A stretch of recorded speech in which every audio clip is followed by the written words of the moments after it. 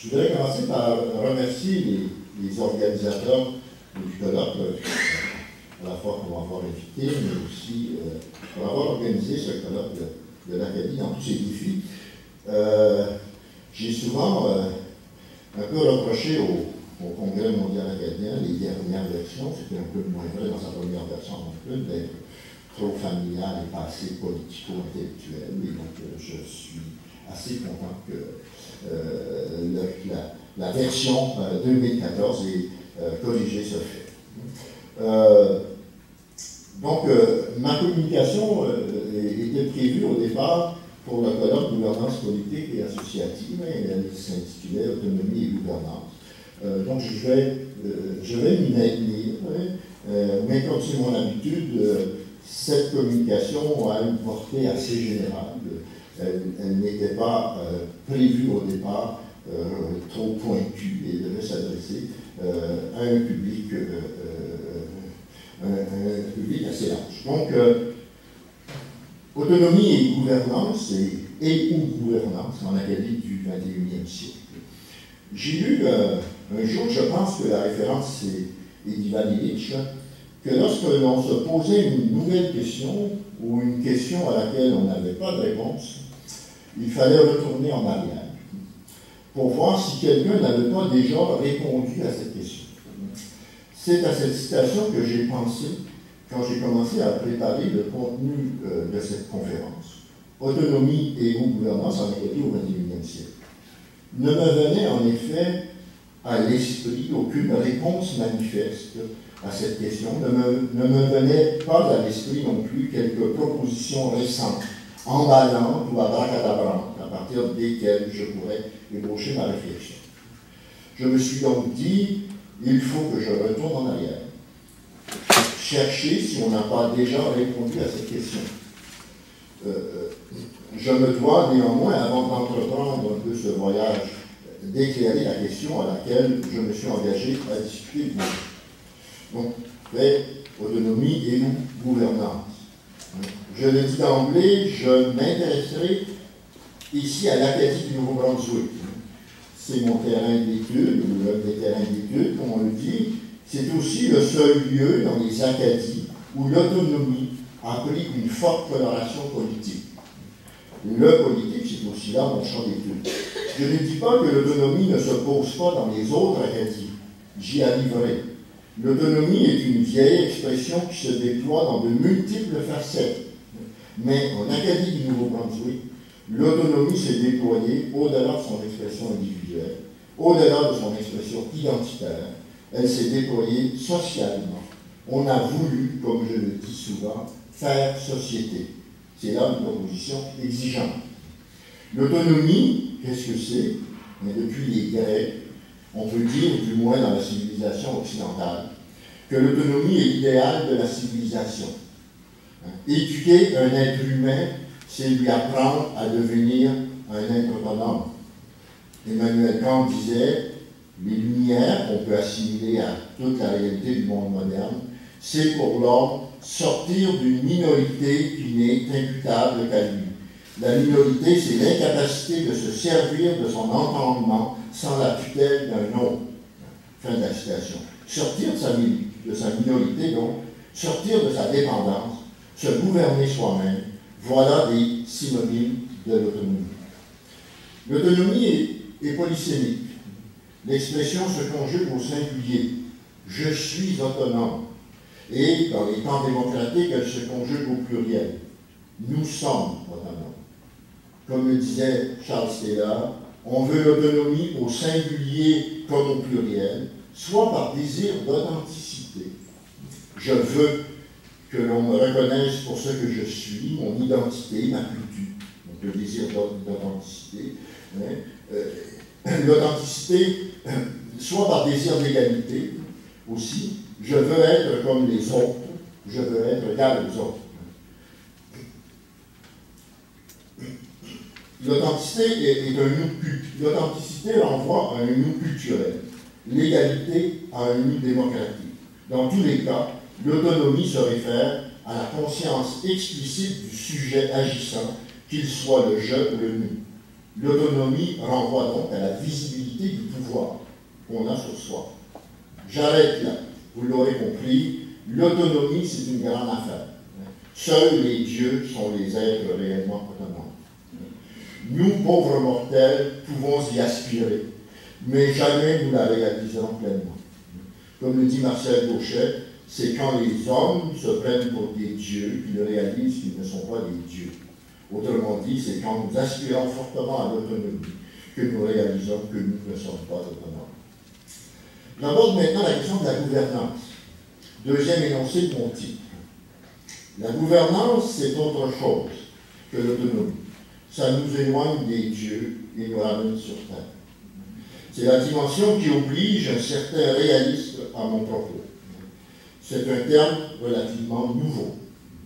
Il fut popularisé au départ, une vingtaine d'années ou plus, dans les facultés d'administration, pour identifier un système de règles hors étatique, mais néanmoins politique. L'expression est fortement liée à la crise de l'État et à l'idée que les choses dorénavant seraient trop compliquées, trop complexes pour qu'elles soient le lieu d'un seul pouvoir, celui du gouvernement, celui de l'État. L'expression s'est popularisée partout dans les sciences sociales. Elle peut désigner chez Michel Foucault l'idée que le pouvoir est partout, chez les penseurs du réseau que le pouvoir est diffus, simplement capable d'être appréhendé dans des nœuds d'interconnexion, etc. On parle de gouvernance à l'échelle internationale, pour situer l'ensemble des organismes qui définissent des normes et des règles internationales, sans qu'ils soient des gouvernements.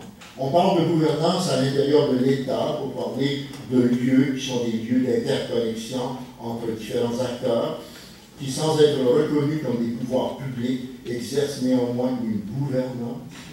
On parlera de la gouvernance de la santé dans l'ensemble pour désigner l'ensemble des acteurs qui influencent le système de la santé, comme on pourra parler de la gouvernance acadienne ou de la gouvernance minoritaire, comme l'ensemble des lieux qui exercent un pouvoir sur la société sans être un gouvernement. La gouvernance est plus concrète que l'autonomie, mais beaucoup moins claire. J'en retiens deux éléments qui, sans être contraires à l'idée d'autonomie, ne la recoupent néanmoins pas toujours. L'autonomie, je l'ai dit, renvoie à quelque chose de simple, se gouverner soi-même. La gouvernance renvoie à la complexité, au réseau, au nœud. L'autonomie renvoie au je, au nous, la gouvernance à la diversité, à la pluralité. L'autonomie renvoie à la transparence du pouvoir sur moi. Pour que je me gouverne moi-même, je dois bien connaître le moi qui me gouverne. Je dois identifier le lieu de ce qui est le pouvoir. Ne l'oublions pas, l'expression gouvernance est née de l'absence ou de la relativisation d'un lieu qu'on appelait gouvernement. Je reviens donc à ma question initiale, autonomie et gouvernance en Acadie au XXIe siècle. Vous avez tous compris maintenant ce que c'est l'autonomie et la gouvernance. Comment poser la question de l'autonomie et de la gouvernance en Acadie du Nouveau-Brunswick aujourd'hui? Comme je l'ai dit au départ, comme je n'ai pas de réponse, je vais chercher, si quelqu'un dans le passé n'a pas déjà donné une réponse à cette question. Je commencerai par le passé rapproché, c'est-à-dire en fouillant dans mes propres travaux. Car cela fait maintenant plus de 40 ans. On est presque plus dans le passé rapproché d'ailleurs. Donc cela fait plus de 40 ans que je m'intéresse à cette question. Mon premier grand travail universitaire, ma thèse de doctorat, sur lequel j'ai travaillé à la fin des années 70, portait à peu près sur cette question, bien que je n'employais pas ces termes à l'époque. J'étudiais en effet la question du développement de l'expérience coopérative acadienne et son rapport à la question nationale. Ce que j'en concluais, en utilisant les termes d'aujourd'hui, c'est que l'expérience coopérative fut un succès de gouvernance. Elle réussit à connecter l'économie traditionnelle des communautés acadiennes et les élites locales à l'économie dominante. Elle créa un pouvoir économique acadien, mais dont le succès dépendit rapidement de son intégration, donc au fait de sa perte d'autonomie face à l'économie dominante. J'en concluais finalement qu'il manquait une dimension politique, autonome, visible à l'expérience coopérative. J'ai écrit plusieurs textes par la suite sur ces questions dans les années 80. J'en rappellerai rapidement deux. Le premier, publié en 1986 dans la revue L'Égalité, s'intitulait « L'autonomie aujourd'hui ». J'y faisais le constat que le grand rêve d'autonomie des minorités nationales, dans lequel n'étaient pas sans participer les conclusions de ma thèse de doctorat, dont je viens de faire mention, donc le grand rêve d'autonomie des minorités nationales s'était quelque peu effondré. On entrait au Nouveau-Brunswick dans l'ère McKenna, qui mettait à l'écart les revendications identitaires pour l'ingénierie sociale. C'était la période morose de l'après-référendum québécois, avant Mitch et Charlottetown. C'était la période donc avant Mitch et Charlottetown qui relanceront pour un temps la question constitutionnelle. C'était le silence des mouvements nationalitaires européens qui avaient baigné nos espérances dans les années 1970. La question de l'autonomie pouvait-elle encore se poser à ce moment? On est en 86. Je disais non. Je me dissociais même d'une tentative de rabattre le pouvoir politique sur l'ethnie et pensais que l'autonomie devait prendre le chemin de la société civile. Je concluais ainsi, et je me cite, « L'État ethnique ne peut être un objectif politique moderne. Il faut plutôt opter pour une structuration du pouvoir qui permette le développement de la société civile acadienne. L'autonomie, c'est le pouvoir des Acadiens avant d'être un pouvoir acadien. » 10 ans plus tard, en 1986, dans une allocution à l'Assemblée générale de la Société des Acadiens et des Acadiennes du Nouveau-Brunswick, l'allocution que j'avais intitulée « Penser l'Acadie comme société civile », je reprenais ces conclusions. Un pouvoir politique acadien autonome était une impossibilité, l'ère du temps n'y étant pas favorable, mais aussi la dispersion territoriale de la population acadienne. Moins pessimiste et moins gouvernance, quoique je réalise que dans ce texte j'avais employé le mot gouvernance, je voyais toutefois la possibilité que cette gouvernance acadienne fût politique. J'insistais alors pour que les Acadiens optent politiquement pour une stratégie de régionalisation. Et dans cette région, on pourrait entrevoir comme une société civile acadienne qu'ils apprennent à agir politiquement comme majoritaire. Enfin, plus récemment, en 2010, dans le cadre d'un colloque organisé par l'Institut canadien de recherche sur les minorités linguistiques, le colloque s'intitulait « Quelle autonomie et quelle reconnaissance pour les communautés de langue officielle en situation minoritaire », je présentais une communication intitulée « Le difficile chemin de l'autonomie ». Je rappelais que l'idée d'autonomie était inscrite dans l'histoire du Canada français, qu'elle en avait été même l'intention centrale, soit celle d'établir une Église-nation canadienne-française, que cette idée s'est retrouvée dans le rêve des deux nations d'Henri Bourassa, au début du XXe siècle, le Canada comme lieu de deux espaces politico-culturels autonomes, que cette idée s'était brisée face à l'affirmation identitaire du Canada sous le gouvernement Trudeau et le rétrécissement par le projet souverainiste québécois de l'espace politique du Canada français au Québec. Ce rêve persiste, notamment en Acadie, dans la tentative d'instituer la dualité linguistique dans les grands secteurs de l'État provincial, éducation, santé, gestion municipale, culture. Mais d'une façon générale, l'idée d'autonomie est en panne sèche. Il lui manque des porteurs de ballons. Ainsi en fut-il lors de la Convention acadienne de 2004, où la proposition d'une assemblée délibérante devant donner du souffle à une politique d'autonomie acadienne, malgré l'enthousiasme de l'Assemblée, n'a jamais trouvé ses porteurs de ballons. Bref, mes propres réflexions sur l'autonomie acadienne ne sont pas très concluantes. C'est une constante de l'Acadie depuis plus d'un siècle. C'est une idée qui a cherché une formulation politique dans les années 70 et qui, tout en persistant, piétine depuis là. Je dois donc poursuivre mon voyage dans le passé, un peu moins rapproché, pour voir comment on a répondu à la question de l'autonomie de la gouvernance. Justement, le colloque, auquel je viens de faire référence, quelle autonomie et quelle reconnaissance pour les communautés de langue officielle en situation minoritaire, ce colloque m'en donne un peu l'occasion. Il y était réunis à ce colloque juristes, politicologues, philosophes, sociologues et autres logues de la question minoritaire sous le grand thème de l'autonomie. Il était rassemblé les principaux spécialistes de la question. Qu'en disait-il donc? Je commencerai par les juristes. J'ai une prédilection pour ceux-ci. Le droit a été, dans les dernières années, le grand lieu des combats de la francophonie minoritaire. Mais les avancées du droit face aux minorités ont-elles produit un droit à l'autonomie? Il n'y a pas, selon l'analyse que présentait à ce colloque Pierre Fauché, une telle évolution dans le droit canadien. Pas à proprement parler de marche vers l'autonomie territoriale, même pas de reconnaissance d'une autonomie municipale qui permettrait la protection linguistique. On est bien loin, dira-t-on, de l'époque où un jeune militant acadien comme Michel Bastarache signait dans Ne plus être sans pays, au début des années 70, une demande de reconnaissance d'un droit de subsidiarité pour les francophones en Québec. Autrement dit, un droit de se substituer à certaines autorités au nom de la défense de sa spécificité culturelle et linguistique.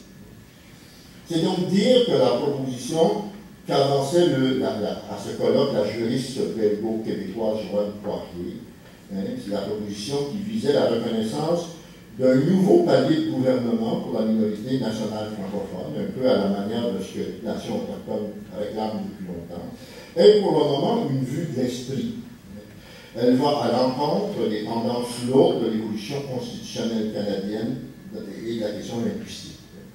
Pierre Fauché, toujours ce juriste qui participe à ce colloque, n'affirmait pas pour autant que le droit n'a pas produit une certaine forme d'autonomie.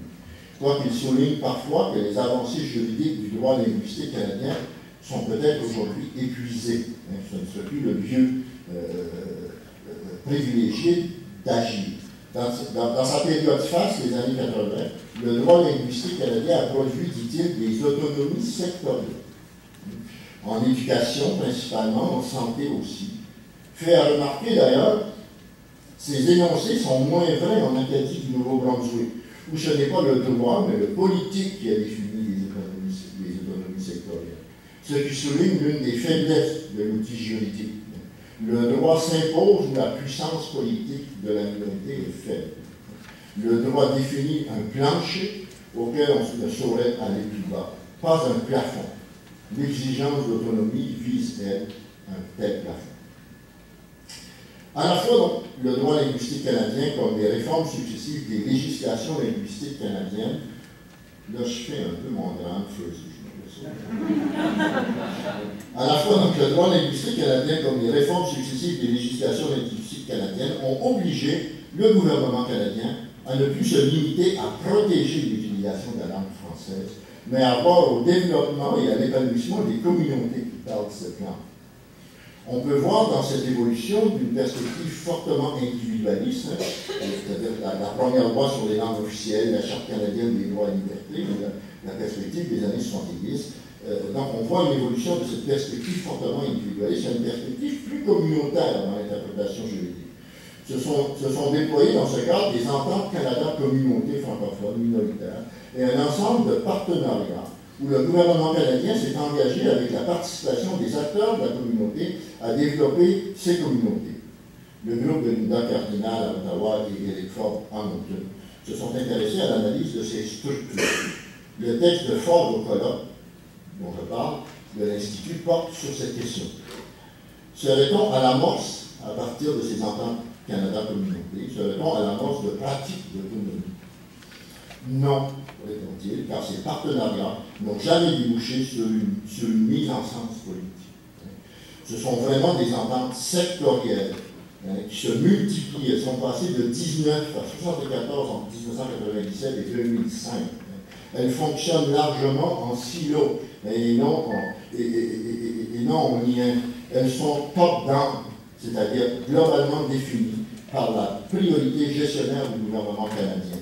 Et j'ajouterai, elles se limitent au champ de compétences du fédéral, qui a défini la santé comme l'une de ses compétences, ce qui exclut encore néanmoins de telles ententes les domaines de l'éducation, nommément la culture, les affaires municipales, etc. Comme le droit, elles ont acquis plus d'importance dans les communautés provinciales, la Saskatchewan et l'Alberta, où le poids politique de la minorité est faible. Au Nouveau-Brunswick, elles ne sont pas un lieu important de la gouvernance minoritaire. Car il s'agit non pas de pratiques d'autonomie en fait, hein, de pratiques d'autonomie qui impliqueraient un pouvoir visible de la communauté sur elle-même, mais bien de pratiques de gouvernance, où le pouvoir est diffus, voire invisible.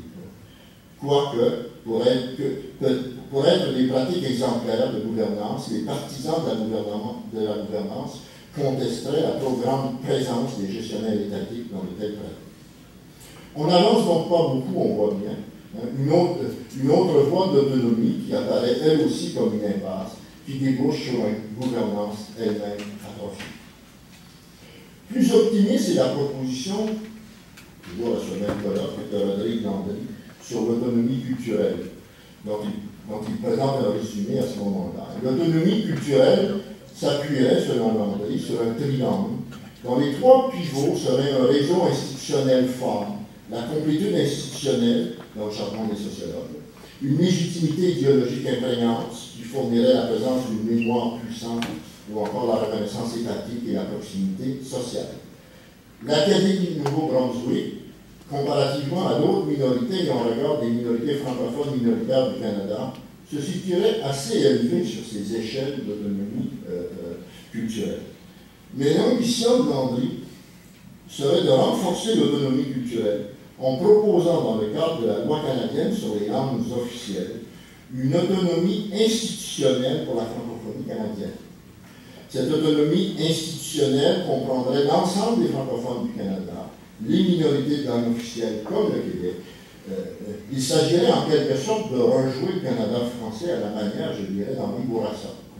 Ou même encore de la proposition ou encore dans le sens de la proposition du lac Meech, de deux sociétés distinctes, deux grandes communautés linguistiques jouissant dans le cadre du régime canadien d'institutions culturelles fortes, renforçant ainsi l'autonomie culturelle des communautés linguistiques. En un moment où le projet souverainiste québécois est dans une impasse, une telle proposition peut paraître, à prime abord, alléchante. Elle se bute néanmoins au désintérêt manifeste des Canadiens et des Québécois pour toute intervention constitutionnelle sur la question linguistique. Même les vieilles institutions de la dualité nationale, Radio-Canada, l'Office national du film, sont en voie d'érosion. Chez les Acadiens, l'intérêt pour une autonomie plus politique serait la même chose d'une génération précédente. S'il faut en croire la propre fille de Rodrigue Landry, Michel, on est au Congrès mondial, on peut bien faire référence même dans un colloque savant à la famille. Pour cette dernière, en effet, Michel Landry, les Acadiens seraient aujourd'hui largement satisfaits des arrangements politiques acquis au cours du dernier demi-siècle. On pourrait dire qu'ils seraient satisfaits de leur gouvernance. Ils ne se reconnaîtraient pas beaucoup dans les revendications d'autonomie formulées par leurs aînés. Elle rejoint en quelque sorte les propos d'un fort formulé de Jean-Marie Nadeau, pourtant éternel pessimiste, qui rappelle souvent qu'il aimerait que son peuple soit plus autonomiste, mais que tel n'est pas le cas. On pourrait dire, mais sur une note nostalgique, que c'est le même constat que fait André Magard en 2008 dans son livre The Quest for Autonomy in Acadia. C'est un français, non, c'est pas pour ça, c'est pas il était lui aussi présent au colloque de l'Institut canadien des minorités linguistiques. Magard fait remonter la quête de l'autonomie des Acadiens à l'expérience coloniale, celle de l'Acadie française. Une expérience, dit-il, de la frontière, qui aurait rompu le lien avec la chaîne aristocratique européenne. Ce serait là la quête d'autonomie, la véritable identité acadienne. C'est pour protéger leur autonomie que les Acadiens auraient refusé de prêter serment d'allégeance à la couronne britannique, ce qui a provoqué leur expulsion de la Nova Scotia. Ce désir d'autonomie se serait maintenu après la déportation, mais continuellement réprimé par les autorités anglaises canadiennes et même, pour lui, par les élites acadiennes, que ce soit l'élite clérico-nationaliste de la fin du siècle dernier ou les élites modernes post-années 60. Celles-ci, c'est les élites acadiennes, auraient toujours été portées vers le compromis, plus intéressées à la gouvernance qu'à l'autonomie. L'autonomie est le grand enjeu. Je suis d'accord avec Magard, mais je ne la ferai jamais remonter à l'époque française. La démarche m'apparaît manquer de profondeur socio-historique. Elle impose l'autonomie comme un élément ahistorique qui devient une sorte d'étalon par lequel on mesure la non-conformité de la réalité à son essence, qui serait l'autonomie. Et en fait, Magard évacue de son analyse les contraintes historiques institutionnelles. Il y a en fait trop d'autonomie, pour ne pas dire d'utopie dans son analyse, et pas assez de gouvernance, c'est-à-dire de confrontation avec la réalité historique. Et c'est déterminant. Pas assez de nœuds et de connexion avec la société réelle. Je dois donc poursuivre mon investigation des réponses possibles à l'autonomie plus loin dans le temps. Je recule donc jusqu'au milieu du XIXe siècle, au moment de la Renaissance acadienne. C'est là que j'ai toujours cru, et non dans l'Acadie française, trouver les débuts de la question de l'autonomie acadienne. C'est là que l'intention contemporaine se retrouve encore. La question de l'autonomie fut formulée, me semble-t-il, de manière plus pragmatique, en concordance avec une certaine gouvernance, tenant compte donc des contingences de l'histoire.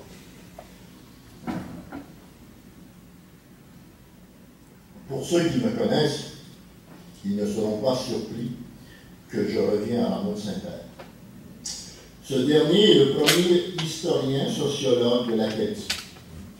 Il est le premier qui atteste de la survie sur le territoire de l'ancienne Acadie française d'une population catholique et francophone, et ce, bien que lors de son premier ouvrage publié en 1859, qui s'intitulait La France aux colonies, les Français en Amérique, Canadiens et Acadiens, il n'est jamais foulé les pieds en Amérique.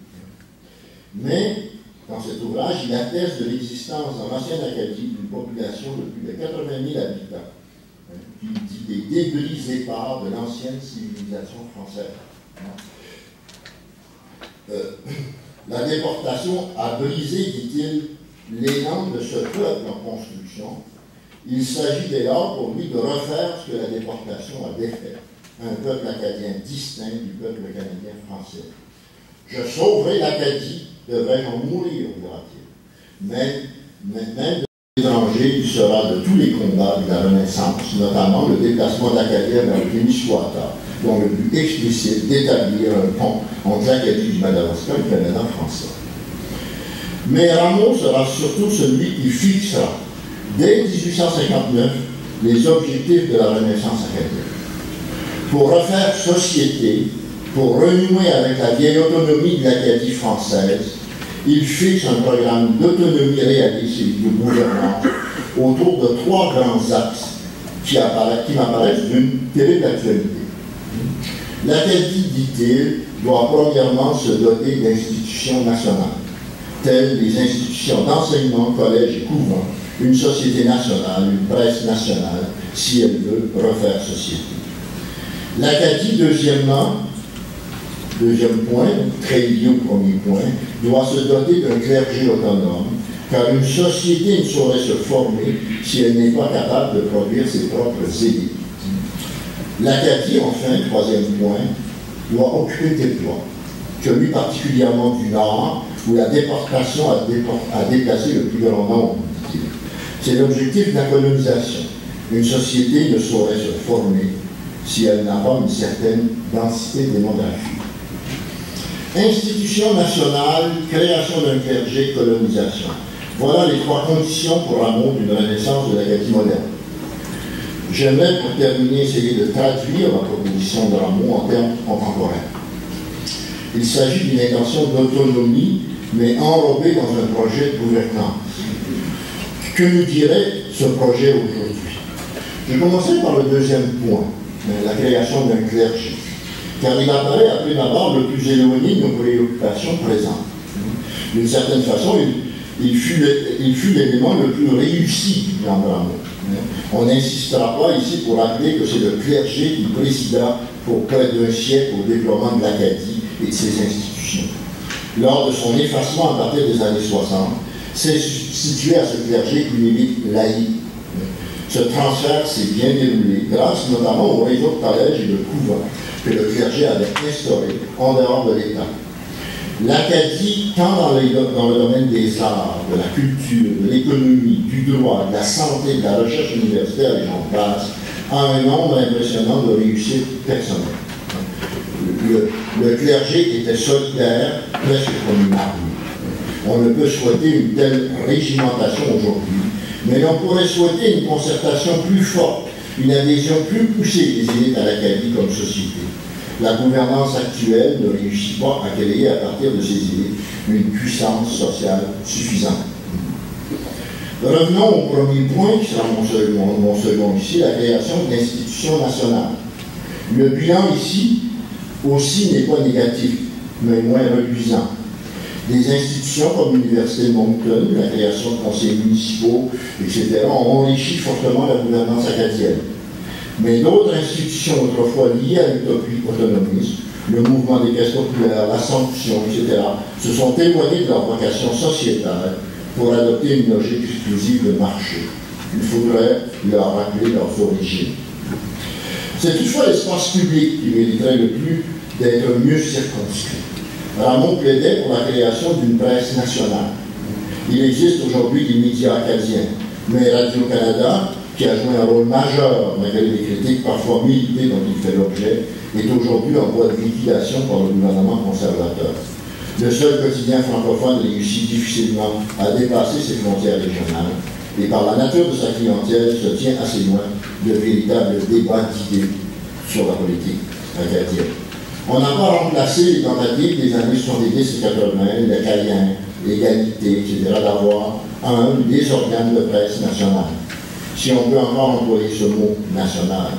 Là aussi, il y a un impératif. Pas de société sans un espace public qui a des lieux pour se faire entendre. C'est là un des objectifs, je pense, de la gouvernance et de l'autonomie aujourd'hui. Lors de la Convention 2004, organisée par la Société des Acadiens et des Acadiennes du Nouveau-Brunswick, je l'ai rappelé tout à l'heure, on proposa l'organisation d'une assemblée délibérante acadienne. Il y avait un certain emballement autour de l'idée, faute d'une autonomie politique, une telle institution aurait été le lieu d'une affirmation publique de l'autonomie, de la visibilité au-delà de la gouvernance. Il n'y eut pas de porteur de ballon et le projet s'évanouit. Je persiste à penser qu'il s'agissait là d'un outil intéressant pour que la gouvernance acadienne devienne un peu plus autonome. Troisième et dernier grand objectif de Ramon, la colonisation. Vous voyez bien que j'interprète ces termes dans les temps d'aujourd'hui. On ne se remettra pas à faire de la terre en ouvrant de nouveaux villages, mais on pourrait se mobiliser pour sauver ce qui existe. Ramon voyait dans la colonisation un moyen de concentrer la population et d'identifier la société à un espace réel. Je n'ai jamais cru que l'Acadie diasporique pourrait faire société. Elle peut rassembler des identités multiples, mais pas être le lieu d'une société. L'Acadie du Nord se développe. Les rares institutions qui sont collèges, hôpitaux et même les écoles sont précaires, toujours susceptibles de disparaître. Pas plus que l'Acadie société peut se vivre dans la diaspora, elle ne saurait survivre comme simple banlieue mondiale.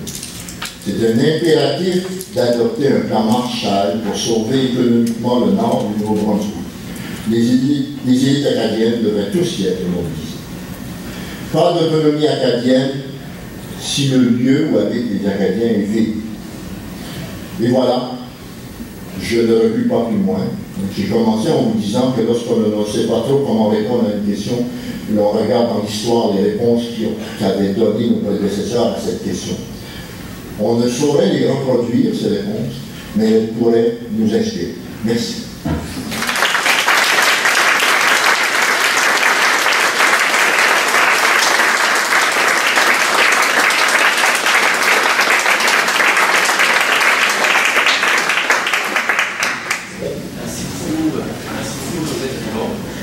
Alors, avant de vous remercier plus formellement, je vais demander aux gens dans la salle, est-ce que vous avez des questions? Alors, M. Thériault accepte donc de répondre à quelques questions avant que l'on se quitte. Donc, est-ce que vous avez des questions? Je vais vous demander de vous nommer, s'il vous plaît. Jeanne-Marc Godet, présidente de la SND. Merci pour votre présentation, c'est très intéressant et surtout le survol que vous avez fait du passé pour nous amener jusqu'à aujourd'hui. Et moi, je m'intéresse beaucoup à ce qui va se passer dans l'avenir. Vous avez tout à fait raison lorsque vous avez apporté toute la question de 2004, les recommandations de l'Assemblée, pour l'Assemblée délibérante, etc. Et puis ça va donner des résultats escomptés.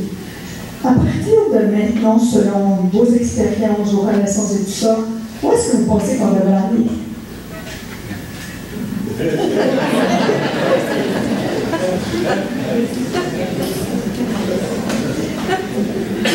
Je réponds maintenant.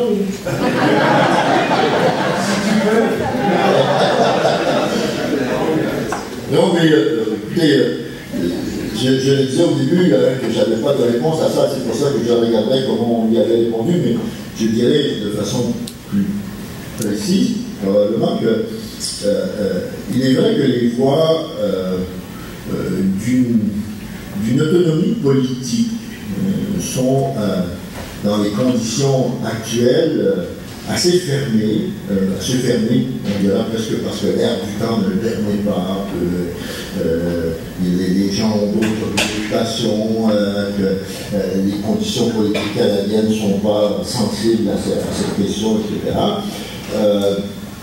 Mais que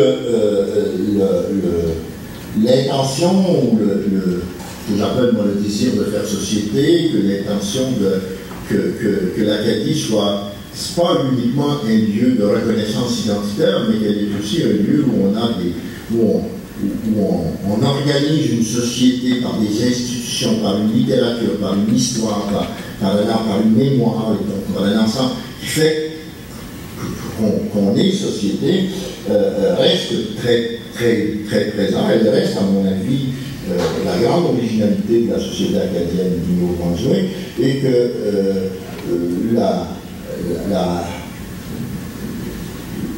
la question, c'est par l'espace public que ça apparaît aujourd'hui possible d'élargir l'espace public. Dans le sens, on a parlé tout à l'heure de cette assemblée délibérante acadienne qui aurait été un lieu où la synergie de la société aurait pu s'exprimer, où les débats de la société acadienne auraient pu faire part. Je pense de façon aussi plus concrète, la création d'organes, de réflexion sur l'Acadie à l'échelle qui dépasse le milieu universitaire, qui dépasse les régions, etc. Et quelque chose d'important, parce que c'est le lieu où, à un moment donné, on est capable si on n'a pas constitué des synergies par le pouvoir politique, je pense que l'espace public peut constituer des synergies, peut être une force assez puissante. Et je pense qu'actuellement, il y a beaucoup de choses à faire. Je l'ai dit aussi, je ne suis pas pour venir que j'ai terminé sur la question du Nord et la question des régions. Je pense que c'est un impératif important. L'enjeu d'une société acadienne dépend de la présence dans un lieu, pas de façon homogène, mais dans un lieu suffisamment dense, une population qui existe. C'était l'objectif de Rameau en 1859 de dire qu'il faut occuper un territoire si on veut organiser une société. Et si on perd ce territoire parce que la population part, il y a quelque chose. Et il me semble que justement dans l'espace public acadien, la grande question du développement du Nord n'est pas très présente. Et ça, donc les deux choses sont liées. Si on veut que les grands débats qui sont nos débats soient entendus, il faut d'une part qu'il y ait un espace public qui résonne ces débats-là. Et actuellement, c'est des lieux où je dis on peut jouer sur ces débats sans rêver d'une autonomie qui arrivera peut-être pas jamais.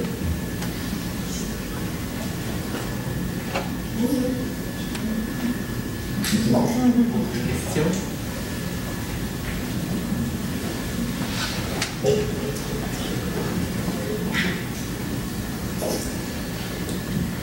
Merci.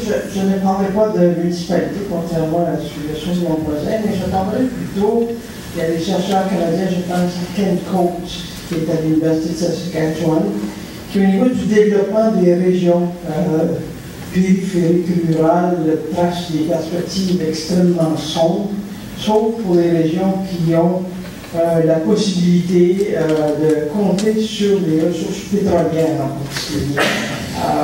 Donc j'aimerais ici avoir un aperçu de votre plan Mansour. Ouais, ça, je l'ai lancé comme ça, mais un plan Marshall, il faut créer des comités qui vont réfléchir. Non, il me semble que, je veux dire, je ne suis pas certain, puis peut-être que si ça arrive, il faudra faire une boutique, mais il me semble que la reconversion de vieilles régions de ressources premières qui s'affaiblissent, hein, on pense à la pêche, on en même à la forêt. Donc la reconversion dans des économies, dans une économie qui s'ouvre à la mondialisation tout en enrichissant son enracinement ou son inscription locale, il me semble que ce n'est pas une lutte perdue. Je ne suis pas un spécialiste du développement régional, mais je vois beaucoup de régions qui ont joué sur leur identité, qui ont joué sur leur cadre de vie et qui ont été capables de multiplier les petites expériences de développement, qui ont été capables même au Québec, à mon avis, le mouvement pour la ruralité a recueilli des petits producteurs locaux qui font de la production locale et qui redéploient une petite économie qui fait un cadre de vie intéressant où les urbains viennent s'y établir après. Donc, il me semble qu'il y a quelque chose de cet ordre. Ce n'est pas les sociétés nordiques, à ma connaissance, je pense à ceux de la Finlande, ne se dépeuplent pas de leur région. C'est vrai que le Canada est une société excessivement urbaine et que notre inscription dans la ruralité, dans notre inscription dans l'espace est récente. Hein. Il y avait ce géographe qui disait que quand il a vu l'Acadie, il trouvait que c'était pas l'inscription, mais c'était l'éparpillement de la population, puis l'isolement des populations qui l'avait frappé. Mais, je veux dire, donc, il me semble qu'il y a lieu, j'ai l'impression que dans les années 70, il y a eu une conscience qu'on pouvait développer les régions. Cette conscience-là était marquée par un très grand centralisme d'organisation, de déplacement des paroisses, de déplacement des villages, d'essayer d'organiser des services centralisés, etc. J'ai l'impression qu'aujourd'hui, les gens qui s'intéressent au développement régional, au développement, on va dire, passent plus par le local pour ce développement, mais que moi je ne sens pas qu'aujourd'hui en Acadie, il y a une grande préoccupation, il n'y a pas une grande pression sur les partis politiques pour qu'il y ait une véritable politique de développement régional. On semble dire que ça a été fait dans les années 70, ça a marché. Aujourd'hui, on va gérer ça comme on peut à la petite semaine. Puis, il me semble qu'au départ, s'il y avait une grande mobilisation, je pense qu'il y aurait possibilité d'imaginer une politique qui serait une politique d'intervention massive, mais quand je dis plan Marshall, ça pourrait vouloir dire aussi le déplacement de services gouvernementaux dans les régions. Mais ça ne prend pas beaucoup de fonctionnaires bien payés dans une petite région rurale pour recréer un petit pôle économique puis un pôle de vie qui est différent. Et ça, je pense que même au Nouveau-Brunswick, les communautés anglophones ont mieux joué la capacité. Il faut juste regarder la Bienne Gramsci, puis on se dit qu'eux, ils ont été capables d'amener des services du gouvernement fédéral, des services des prisons, historiquement l'armée, etc., qui a permis à leur économie continuer. Ici, on a peu fait ça. Donc, je relis l'un et l'autre en disant, oui, le développement régional, ça dépend d'un ensemble maintenant moins d'un plan centralisé, mais d'un ensemble de multiplication d'initiatives locales. Mais ces initiatives locales doivent converger, et pour converger, elles doivent participer à une discussion, puis à un ensemble de déploiement dans l'espace public.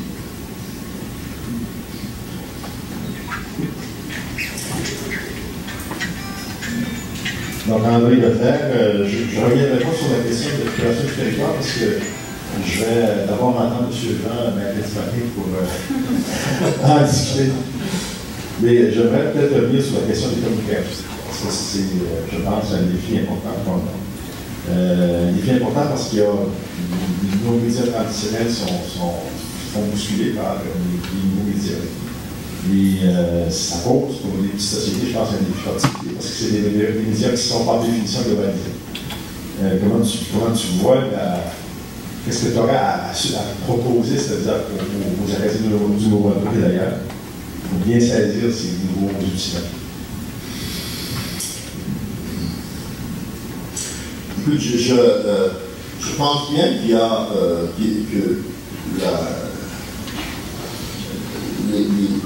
les nouvelles formes de communication,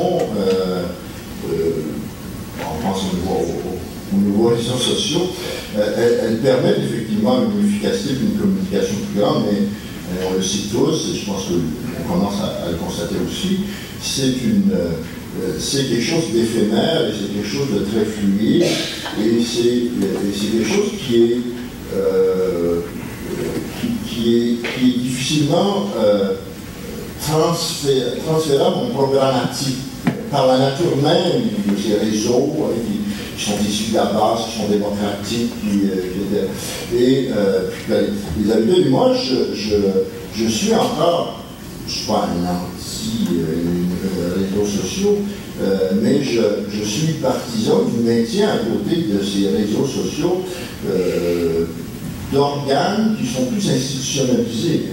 C'est ce que je pense en disant, quand je dis l'Acadie manque aujourd'hui de communication, je ne pense pas qu'elle manque de communication par les réseaux sociaux, elle manque d'un lieu de résonance, où ces multiples communications peuvent être intégrées, peuvent être définies, peuvent être traduites en politique ou en programmatique, etc. Et c'est à l'évidence, il n'y a pas de revue d'idées, on avait dit, il n'y a même pas d'hebdomadaire ou de mensuel où on pourrait développer un texte de plus que 800 mots. Il y a des quotidiens qui sont très régionaux. La télévision, comme je disais, a fait un travail, mais encore là, elle s'intéresse, elle a des contraintes, et donc, ce n'est pas uniquement l'Acadie qui a ce problème-là, ce sont les sociétés contemporaines, mais dans des sociétés qui sont plus rurales, moins démographiquement importantes, ça se pose de façon plus exigeante, et j'ai l'impression, moi, l'idée, c'est la création d'organes de réflexion sur la politique acadienne est pour moi un haut lieu d'une capacité où, alimentée par des réseaux sociaux, alimentée par un ensemble de phénomènes, à un moment donné, il y a des focus qui peuvent se faire, puis des synthèses qui peuvent se faire, et c'est ces lieux de synthèse, de focus qui se réalisent, qui ne sont pas là aujourd'hui. L'université a... Maintenant, le recteur a dit qu'elle allait changer ça aujourd'hui,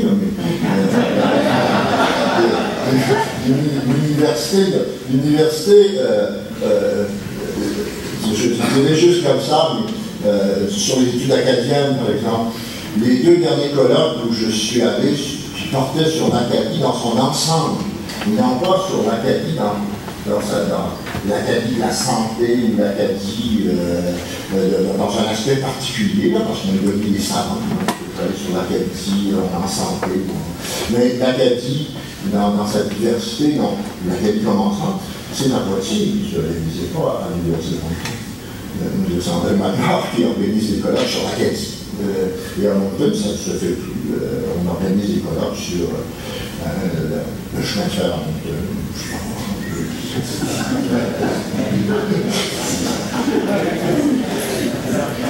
Une dernière question.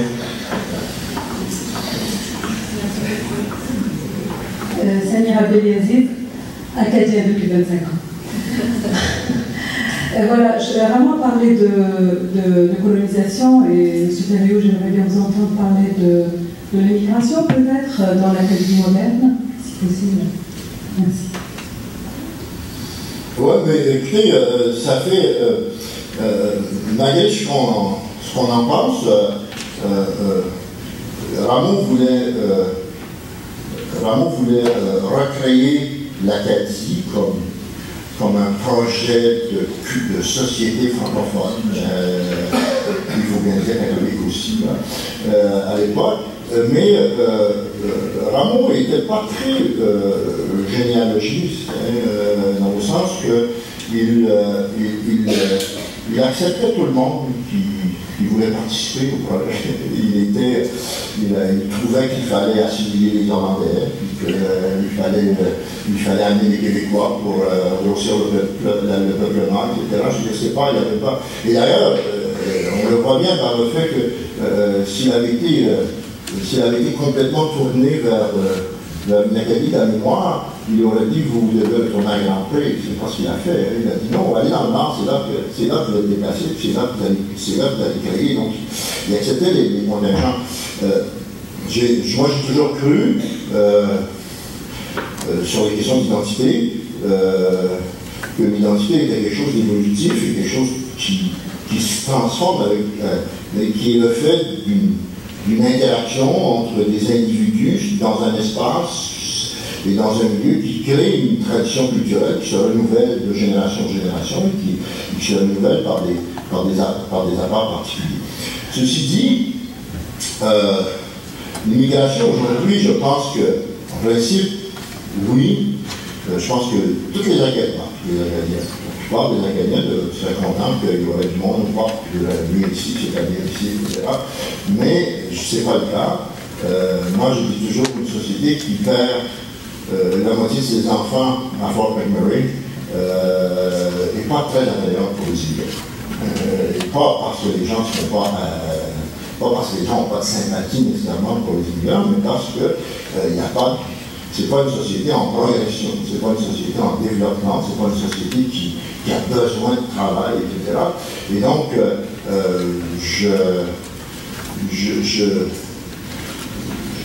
j'hésite un peu à dire célébrer l'immigration, oui, mais j'ai toujours cru que l'intégration passait par le travail, et encore là, je reviens à mon plan Marshall. Si les régions se déploient et deviennent des lieux attrayants, il y aura des immigrants et ces immigrants vont participer à la vitalité et à la vie culturelle. Et ils vont par de fait participer à transformer l'Acadie et eux-mêmes à se transformer en Acadiens. Mais je n'ai pas l'optimisme de certains qui croient que c'est par l'immigration que l'Acadie sera sauvée. Je dis, c'est plus difficile à faire venir des gens ici à s'intégrer que de conserver ceux qui sont là, puis on ne conserve pas ceux qui sont là.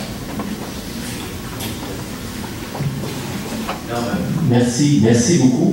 Merci grandement.